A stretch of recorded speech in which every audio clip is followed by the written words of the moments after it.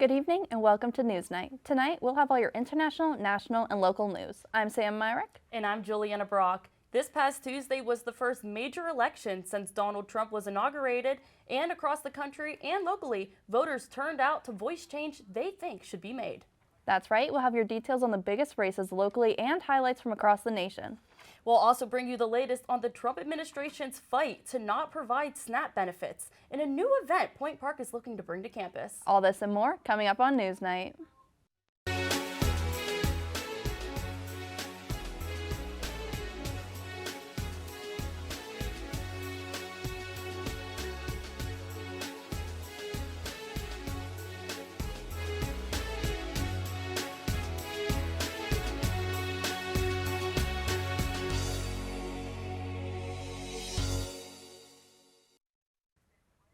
A total of 4 people have now been charged in the robbery of the Louvre Museum last month. The stolen jewels have still not been found.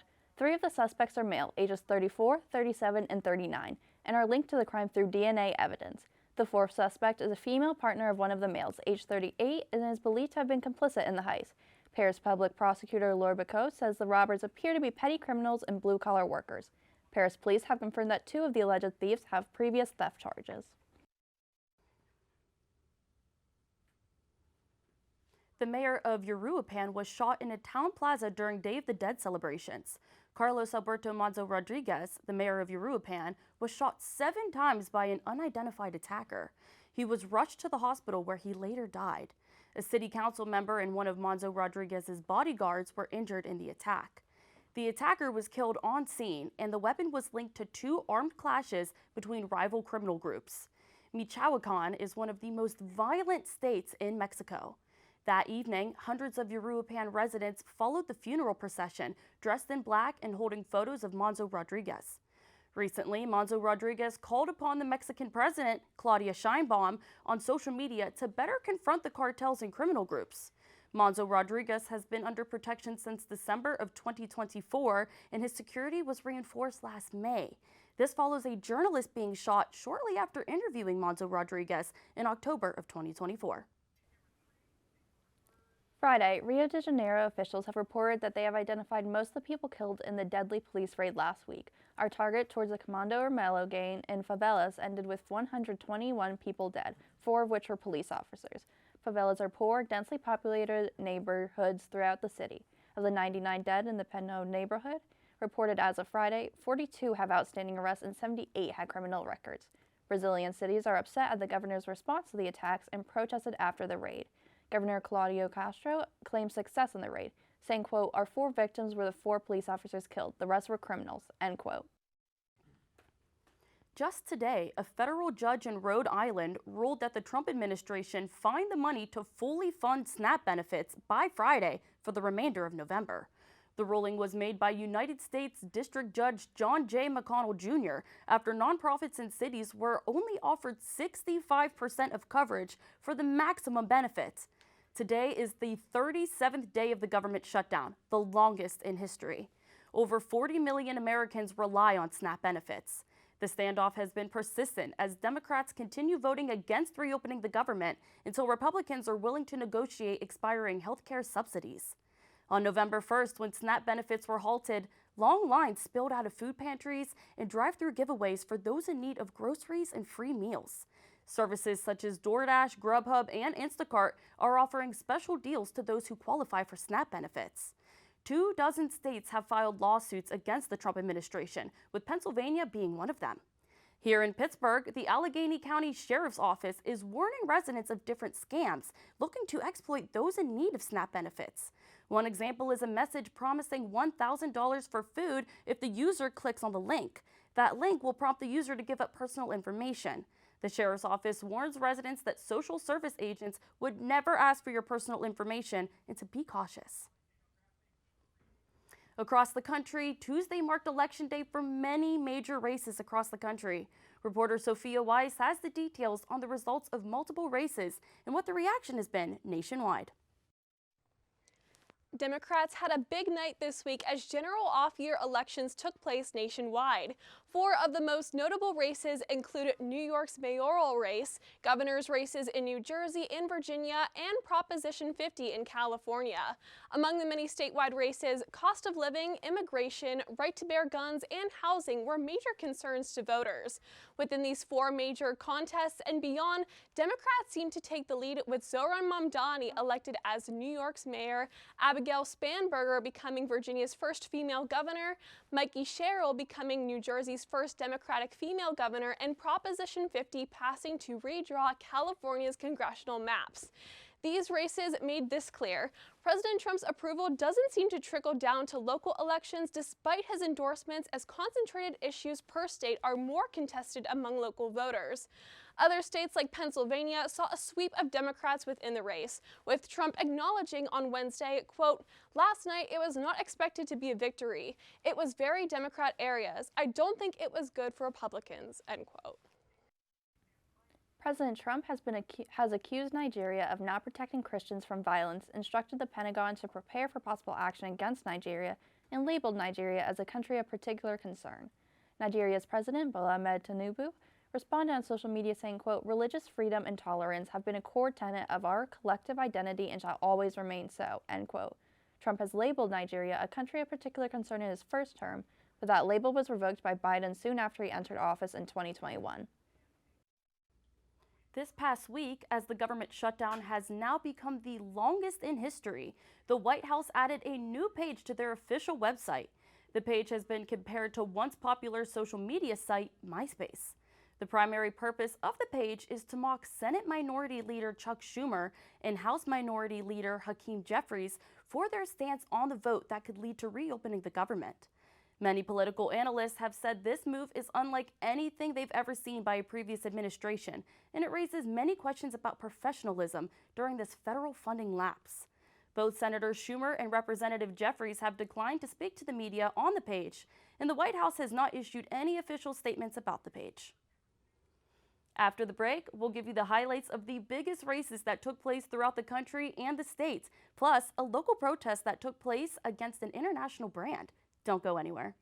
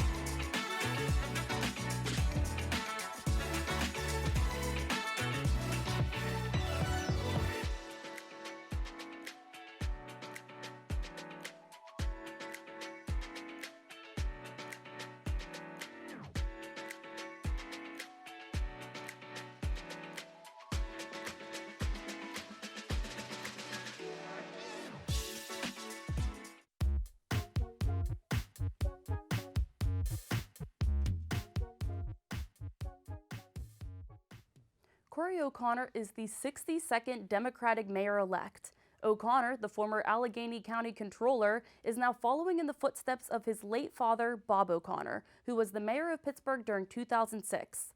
He defeated Republican candidate Tony Moreno with 92.2% of the vote, compared to 7.8% for Moreno. O'Connor's campaign highlighted affordable housing and public safety for Pittsburgh. He spoke to supporters in Southside at the Union Building about his goals for his term. We'll work tirelessly to commit to the promises that we made throughout this campaign. This victory is just the beginning, but I cannot do this alone. Right. I'm asking you to join me in remaking this great city. That's right. He He has begun to announce his cabinet, with Dan Gilman being made the chief of staff and Sheldon Williams being nominated for director of public safety. O'Connor gets sworn in on January 5th of 2026. Moving out to the entire county, of the 3 seats open in the city council, Democrats won all 3. District 2 has Kim Silitro, District 4 has Anthony Coghill, and District 6 has R. Daniel Lavelle. For Judge of the Commonwealth Court, Democrat Stel Sy took the seat, and Democrat Michael Vauchik has voted to retain his seat. An open seat as Judge of the Superior Court was won by Democrat Brandon Newman, and Democrat Alice Beck-Dubois retained her seat. Moving even further out to the entire state, reporter Cora Polanski is in studio to talk about the very advertised election for the Pennsylvania Supreme Court. Cora? That's right. On Election Day, Pennsylvania residents voted whether or not to give PA Supreme Court Justices Christine Donahue, Kevin Dougherty, and David Wecht more time in their positions. All 3 justices, Democrats, were elected in 2015, and the Democratic Party has held a majority since, with 5 Democrats and 2 Republicans. Pennsylvania Supreme Court justices are first elected through statewide elections and serve 10-year terms, which are decided through retention elections like this one. They can serve an unlimited number of terms, but must retire at 75. This year, the retention election was a hot topic because since Roe v. Wade was overturned in 2022, abortion rights have been on the line nationwide, but especially in historical swing states like Pennsylvania. Justices Donahue, Dougherty, and Wecht have continuously made strides to protect abortion access in Pennsylvania. In a closely divided case, Justice Donahue overturned a previous ruling that upheld a ban on the use of Medicaid dollars to cover abortion. She said, quote, "The Pennsylvania Constitution secures the fundamental right to reproductive autonomy, which includes a right to decide whether to have an abortion," end quote. If they hadn't been voted to retain their seats, 3 seats would be empty until Governor Josh Shapiro could find Senate-approved replacements, but on Tuesday, the majority voted yes for all 3 justices to retain their positions. Wrapping up our election coverage, Point Park President Chris Brusalis' wife, Republican Christina Brusalis, lost her re-election campaign as school director for Pine Richland Region 2. Receiving 22% of the vote, she was beaten by Democrat Amy Caffarty, who managed 28.5% of the vote. This marks part of a trend across the school board where Democrats won positions that were majority held by Republicans over the past 4 years. Democrats also won all 4 seats in the county's second largest school district, North Allegheny. Notably, the board led policies over which books were included in the school's libraries, and this power was used to challenge books featuring LGBTQ characters. Marriott International hotels are coming under fire within the Pittsburgh area and nationwide for their broken commitment to end its use of caged birds. Marriott International agreed in 2018 to end using caged birds by 2025, but they did not uphold their promise, only decreasing their use by 20%. Animal rights protesters and organizations within Pittsburgh have taken the streets at different hotels, including the Industrialist on Wood Street, to encourage more progress. Until progress is made, protests are expected to continue. This past week, Dean of Student Life Michael Gieske told the SGA student body that Point Park is planning to host a prom event the weekend before classes begin in the spring semester. The event, which he asked the governing body to help organize, would take place on the Saturday night before classes begin. The government body seemed interested in planning it, and in the future, we will look to create a committee to discuss things such as if a prom court will be involved. Other topics of discussion included new flyers the counseling center will be posting around campus, and the discussion of flex dollars being used at downtown businesses. This full meeting can be found at Point Park SGA YouTube channel. Their next meeting is in Lawrence Hall 200 at 3:15 on November 10th. A local man was arrested in Florida this week. Harvey Scott was taken to custody by Florida police on Tuesday. 37-year-old Scott from Wilkinsburg was wanted in the death for the murder of 18-year-old Declan St. Clair, who lived in the Lemire neighborhood of Pittsburgh. St. Clair was fatally shot in the stomach on June 18, 2025, at the Paul Court Housing Complex located on Wesley Street in Wilkinsburg. Local authorities recently received a tip that Scott may have been in South Florida. The Western Pennsylvania Fugitive Task Force worked closely with the Marshal Services of Southern Florida to catch the fugitive. Harvey Scott was also wanted for a parole violation warrant from a 2015 homicide that he was linked to. We're going to go for a quick break, but when we come back, we'll have your weekly weather update plus a heartwarming story about a teacher going above and beyond for her student.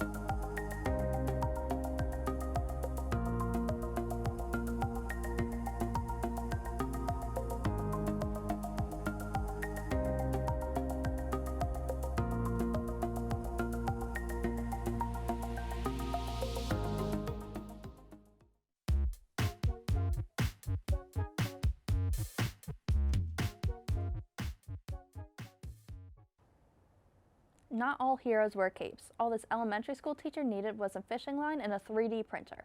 Scott Johnson, esteemed teacher at Red Cross Elementary School in Kentucky, met Jackson Farmer 4 years ago when Farmer entered kindergarten. Farmer was born without a right hand, and Johnson knows he wore a plastic hand for aesthetic reasons. That is when Johnson became inspired to help. Johnson worked in his free time to develop a prosthetic hand for Farmer. He did not tell anyone his plan in case he couldn't figure it out, but 4 years later, he did it. Using fishing line, rubber bands, screws, and corn-based bioplastic, Johnson was able to develop a prototype to show Farmer and his family. 25 hours of printing and 4 hours of assembly later, Farmer, now in 4th grade, has a functioning prosthetic right hand.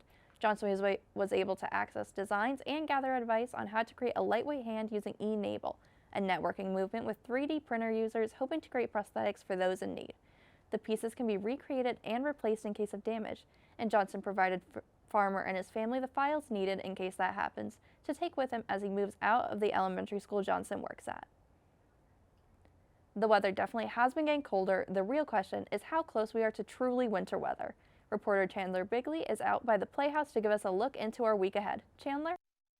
Thanks, guys. I'm outside here, right outside the Playhouse. It is nice and windy, as you may see, and it is around the mid-50s today. It's going to dip down into the mid to low 30s later tonight, so make sure you have a jacket with you. Tomorrow, it will be around the same temperature, a little bit warmer, around 65, but it'll have some rain tomorrow, so make sure you have a jacket with a hood or an umbrella with you. And now let's get into this week's weather. As we move into the weekend, we start off on Saturday with low wind and a good amount of sun before the clouds and rain move in Sunday morning and afternoon. Temperatures will hover around the high 50s or to low 60s all day.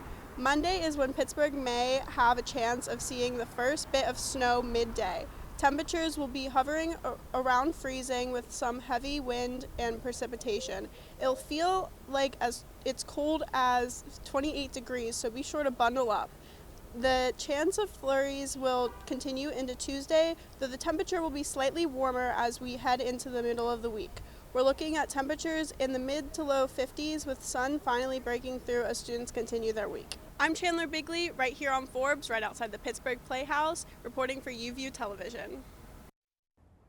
Thank you for tuning into this episode of NewsNight. If you want to see more, check out our social media pages on both Facebook and Instagram at UView Television. That's right. You can also check out more episodes on our YouTube channel or our website, uview.pointpark.edu. I'm Juliana Brock. And I'm Sam Myrick. From everyone here at NewsNight, thank you for watching and have a great evening.